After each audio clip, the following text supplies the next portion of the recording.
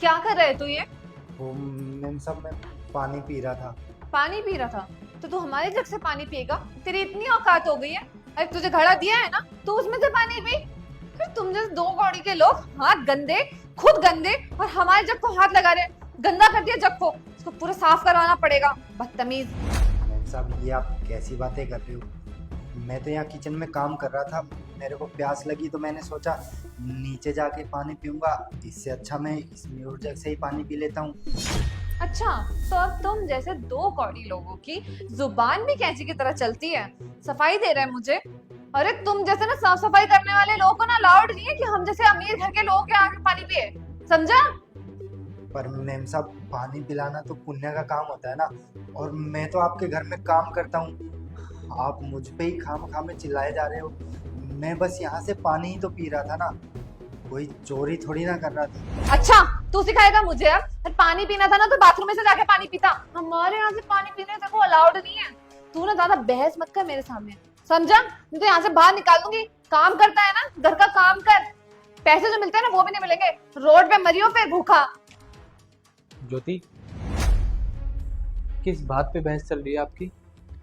देखो ना साहब, मैं यहाँ किचन में काम कर रहा था, मुझे अचानक से प्यास लगी तो मैंने म्यूट जग से थोड़ा सा पानी ले लिया और मैम साहब ने मुझे चांटा मारा। हाँ तो बिल्कुल सही तो कहा मैंने, और बिल्कुल सही करा तुम्हारे साथ। तुम वही डिजर्व करते हो। अरे तुम ये बताओ, ये दो कौड़ी का नौकर हमारे यहाँ से पानी पिएगा? अरे इसको अलग से कमरा और अलग से पानी दिया तो है। हमारे यहाँ का सामान गंदा करने पे लगा हुआ है। ज्योति, तुमने एक पानी के लिए इनको थप्पड़ मार दिया। बिल्कुल सही किया मैंने। और कोई देखेगा हमारे घर का नौकर हमारे किचन से बर्तन उठा के हमारे यहाँ से पानी पी रहा है, क्या सोचेंगे लोग?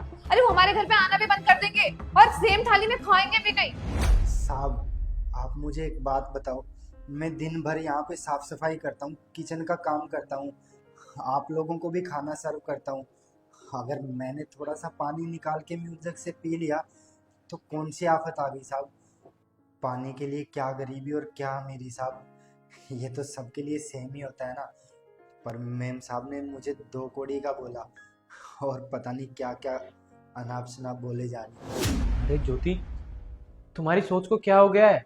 अरे तुमने ये तक नहीं देखा कि वो उम्र में तुमसे कितने बड़े हैं? अरे इनकी छोड़ो, हमारे घर में कोई भी आ जाए, चाहे वो गरीब हो या अमीर हो, अगर वो प्यासा है तो हमें उसे पानी पिलाना चाहिए। पानी पिलाना पुण्य का काम होता है। अरे तुम इतनी बड़ी गलती कैसे कर सकती हो? अच्छी खासी पढ़ी लिखी हो, समझदार भी हो। चलो माफी मांगो इनसे। मैं माफी मांगू? मैं नहीं माफी मांगू। और ये दो कौड़ी के नौकर से तो बिल्कुल भी नहीं। ज्योति, तुम्हें पता भी है ये हमारे यहाँ कितने सालों से काम कर रहे हैं? ये हमारे यहाँ अपनी शादी से ही पहले काम कर रहे हैं, और हमारी शादी के बाद तुमने मुझे बोला कि इनको मैं अलग रूम दे दूं, अलग खाने का इंतज़ाम कर दूं, तो मैंने इनको नीचे वाला रूम दे दिया। खाना पीना और कपड़े सब कुछ वही है, और वो कमरा ही कितना है ज्योति, तुम समझ रही हो? हमारे बाथरूम से भी छोटा। ये वहाँ फिर भी एडजस्ट करके रह रहे हैं। ये किचन में काम कर रहे थे, और काम करते करते इनको प्यास लग गई तो इन्होंने पानी पी लिया। तो इसमें क्या बड़ी आफत हो गई जो तुमने इन पे हाथ उठा दिया? तुम्हें पता भी है ये नौकर कम मेरे बड़े भाई जैसे ज्यादा है। तुम्हें इनसे माफी मांगनी होगी। कि आपके बड़े भाई जैसे ना, तो आप ही माफी मांगो, मैं नहीं मांगने वाली। ज्योति, ज्योति, देखो भैया, ज्योति अभी नादान है, उसकी तरफ से मैं आपसे माफी मांगता हूँ। वो धीरे धीरे समझ जाएगी कि आप यहाँ पे कितने सालों से काम कर रहे हो, आपकी क्या अहमियत है। उसकी तरफ से मैं माफी मांगता हूँ, वो नादान है। अरे नहीं नहीं साहब, आप क्यों माफ़ी मांग रहे हो?